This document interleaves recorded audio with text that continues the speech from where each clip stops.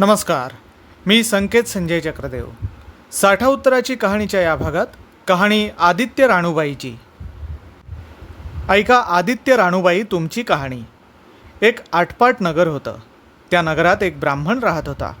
तो नित्य समिधा फुलं दुर्वा आणायला रानात जात असे. तिथं नागकन्या आणि देवकन्या वसा वसत होत्या. ते पाहून ब्राह्मणानं विचारलं, काय ग बायांनो, कसला वसा वसता, तो मला तरी सांगा.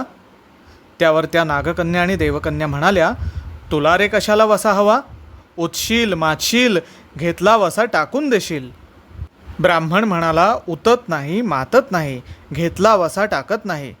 तेव्हा त्या म्हणाल्या, श्रावण मास येईल, पहिल्या आदितवारी मोन्यानं उठावं, सचीळ स्नान करावं, अगरोदक पाणी आणावं, विड्याच्या पानावर रक्तचंदनाची आदित्य राणूबाई काढावी, 6 रेघांचं मंडळ करावं, 6 सुतांचा तातू करावा, त्याला 6 गाठी द्याव्या, पानफूल वाहावं, पूजा करावी, पानाचा वेढा, फुलांचा झेला, दशांगांचा धूप आणि गूळ खोबऱ्याचा नैवेद्य दाखवावा, 6 मास चाळावी, 6 मास पाळावी, माघी रथसप्तमी संपूर्ण करावं.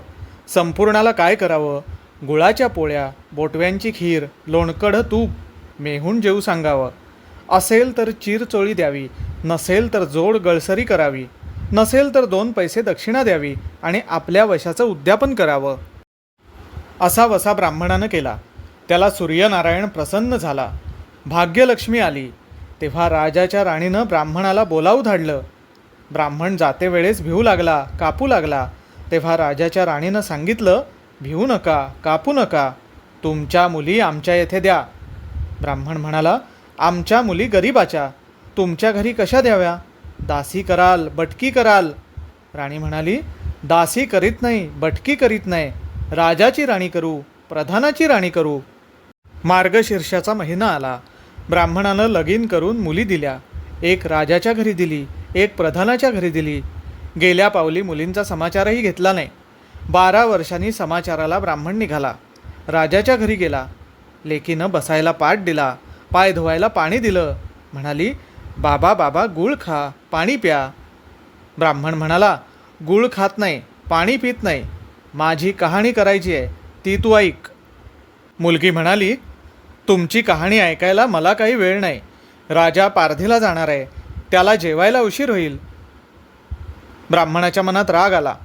तो तिथून निघाला, प्रधानाच्या घरी गेला. मुलीनं पाहिलं, आपला बाप आला. लगेच बसायला पाट दिला, पाय धुवायला पाणी दिलं. म्हणाली, बाबा बाबा गूळ खा, पाणी प्या. ब्राह्मण म्हणाला, गूळ खात नाही, पाणी पित नाही, माझी कहाणी करायची आहे, ती तू अगोदर ऐक. मुलगी म्हणाली, तुमची कहाणी नको ऐकू तर कोणाची ऐकू. लगेच घरात गेली. उतरंडीची 6 मोती आणली. 3 आपण घेतली, 3 बापाच्या हातात दिली. त्यानं मनोभावे कहाणी सांगितली. लेकीनं चित्त भावे ती ऐकली. नंतर जेवून खाऊन ब्राह्मण आपल्या घरी आला. बायकोनं विचारलं, मुलींचा समाचार कसा आहे. त्यावर ब्राह्मण म्हणाला, जिनं कहाणी ऐकली नाही ती दारिद्र्यानं पिडली, दुःखानं व्यापली, राजा मुलखावर निघून गेला. जिनं कहाणी ऐकली होती ती भाग्यानं नांदत आहे. इकडे दरिद्री जी झाली होती तिनं आपल्या लेकाला सांगितलं, मावशी घनघोर नांदत आहे, तिकडे जाऊन काही दिलं तर घेऊन ये. पहिल्या आदितवारी पहिला मुलगा उठला. तळ्याच्या पाळी जाऊन उभा राहिला. तिथं दासी होत्या. त्यानं विचारलं, अगं अगं दासींनो, तुम्ही दासी कोणाच्या. दासी उत्तरल्या, आम्ही दासी प्रधानाच्या. तेव्हा मुलगा म्हणाला, प्रधानाच्या राणीला जाऊन सांगा, तुमच्या बहिणीचा मुलगा आला आहे. दासींनी निरोप सांगितला. प्रधानाच्या राणीनं विचारलं, कसा आला आहे, काय आला आहे. त्यावर दासी म्हणाल्या, फाटकं नेसलं आहे, तुटकं पांघरलं आहे, तळ्याच्या पाळीला उभा राहिला आहे. प्रधानाची राणी म्हणाली, परसदारानं घेऊन या. दासी त्याला परसदारानं घेऊन आल्या. त्याला नाऊमाकू घातला, पितांबर नेसायला दिला, जेवू खाऊ घातलं, कोहाळा पोखरला, होन मोहरा भरल्या. बाबा रे, कुठे ठेवू नको, विसरू नको, घरी जतन करून घेऊन जा. मुलगा आल्या वाटेनं आपला जाऊ लागला. तो सूर्यनारायण माळ्याच्या रूपानं आला. हातीचा कोहाळा काढून नेला. मुलगा घरी गेला. आईनं विचारलं, काय रे बाबा, मावशीनं काय दिलं. मुलगा म्हणाला, दैवे दिलं, कर्मानं नेलं, कर्माचं फळ पुढं उभं राहिलं. मावशीनं दिलं होतं, पण ते सर्व गेलं. पुढं दुसऱ्या आदितवारी दुसरा मुलगा गेला. तळ्याच्या पाळी जाऊन उभा राहिला. दासींना म्हणाला, अगं अगं दासींनो, तुम्ही दासी कोणाच्या? आम्ही दासी प्रधानाच्या.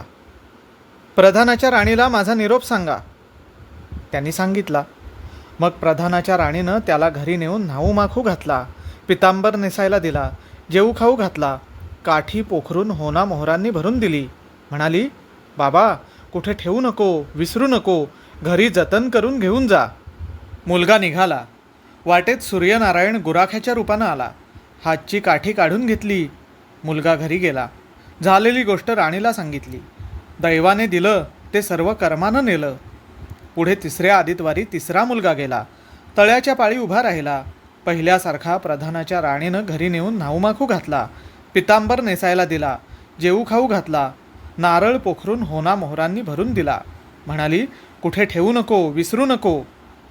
मुलगा घरी जाताना विहिरीच्या काठी नारळ ठेवून पाणी प्यायला विहिरीत उतरला. तो नारळ गडगडून विहिरीत पडला. घरी गेला. आईनं विचारलं, काय रे बाबा, मावशीनं काय दिलं? तो म्हणाला, आई गं, मावशीनं दिलं, पण दैवानं ते सर्व बुडवलं. चौथ्या आदितवारी चौथा मुलगा गेला. तळ्याच्या पाळी उभा राहिला. त्यालाही प्रधानाच्या राणीनं घरी नेऊन न्हाऊमाखू घातलं, पितांबर नेसायला दिला, जेऊ खाऊ घातलं, त्याला दह्याची शिदोरी होना मोहरा घालून बरोबर दिली. सूर्यनारायण घारीच्या रूपानं आला आणि हातची शिदोरी घेऊन गेला. मुलगा घरी गेला. आईनं विचारलं, काय रे बाबा, मावशीनं काय दिलं? मुलगा म्हणाला, आई गं, मावशीनं दिलं, पण दैवानं ते सर्व नेलं.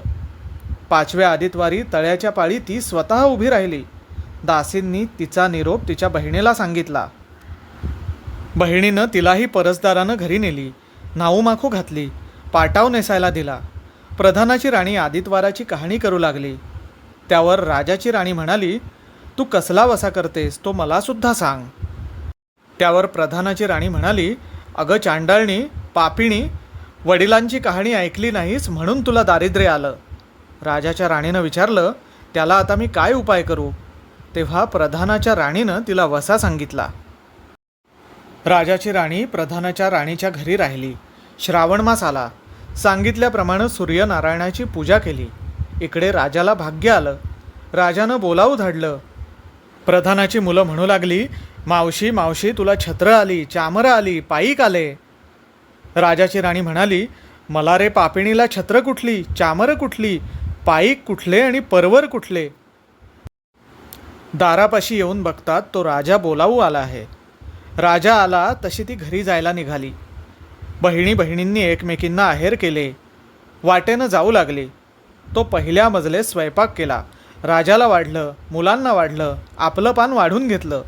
तेव्हा कहाणीची आठवण झाली. सेवकांना म्हणाली, करा रे हाकारा, पिटा रे डांगोरा, नगरात कोणी उपाशी आहे का याचा शोध करा. सेवक म्हणाले, उपाशी नाही, काही नाही, वाटेनं एक मोळी विक्या जातो आहे. सेवक त्याला म्हणाले, आमच्या बाईंची कहाणी ऐकायला ये. मोळी विक्या म्हणाला, तुझ्या बाईंची कहाणी ऐकून मला काय फळ, माझं पोट भरलं पाहिजे. असं म्हणून तो राणीकडे आला.